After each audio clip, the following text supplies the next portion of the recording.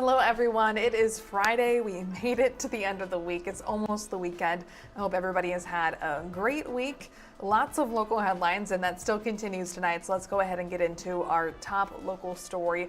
First tonight, a new healthcare clinic announces that it's coming to Albert Lea and it will be opening in early 2026.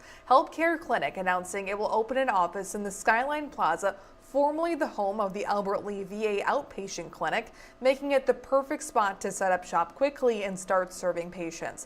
Healthcare has locations in Rochester and Austin. It currently has more than 1,800 members. The clinic does things a little bit differently. Direct primary care uses a membership model in order to reduce costs for patients.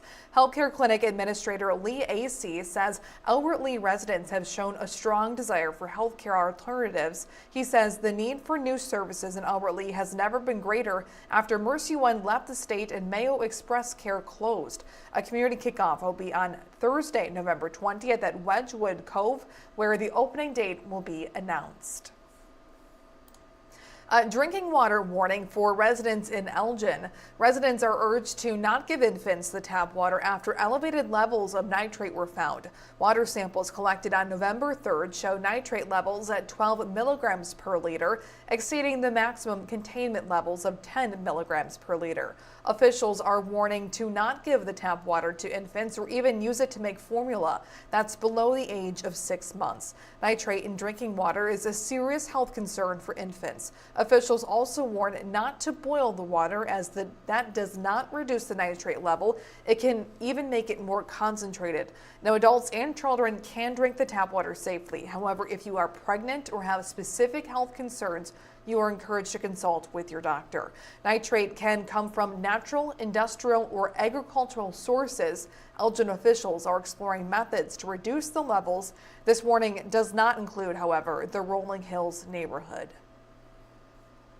Next tonight, we begin to follow the developing story with SNAP benefits. This has been changing throughout today as the federal courts have been issuing new rulings and the Trump administration has been filing appeals. So it's something that we're watching very closely, although some people in Olmsted County are looking to be a resource to many in need during this time.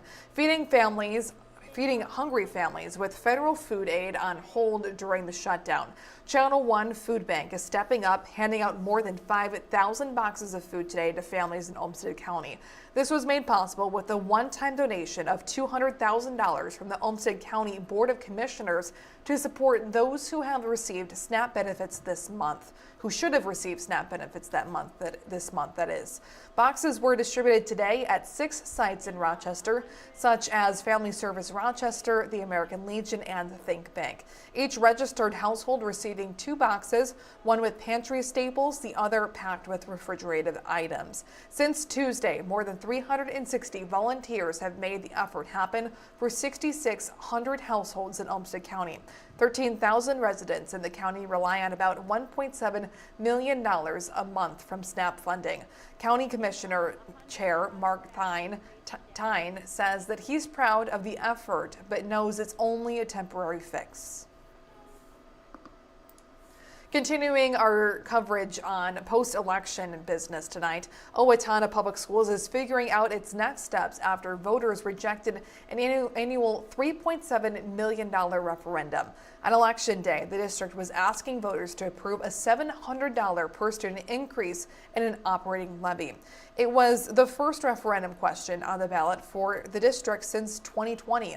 Superintendent Tammy Champa touching on what is next for the district after the measures failed by nearly 2,000 votes. Champa says it's too early to tell when a list of recommended cuts will be out, but is expected sometime around the end of the year or in January. Lastly, tonight, stress levels are higher than normal this Friday at MSP as an FAA mandate to reduce flight numbers kicks in. As of 3:30 this afternoon, the airport reported 36 canceled incoming and outgoing flights. The upheaval follows a federal directive to reduce flight numbers by 4% in order to take pressure off overburdened air traffic controllers who have been working without pay since the government shut down 38 days ago. That number is expected to grow to 10% by next Friday, if a funding agreement cannot be reached by lawmakers. And of course, this is a story that we will continue to to follow closely as developments continue to take place in the ongoing federal government shutdown. That is a look at your top local headlines for tonight. Our writer Blair will have a full report coming up at 10 o'clock for the food boxes that were handed out by Channel 1 today. And of course, if you can't join us at 10 o'clock, that story will also be available in our app. And with that, I hope everybody has a great weekend.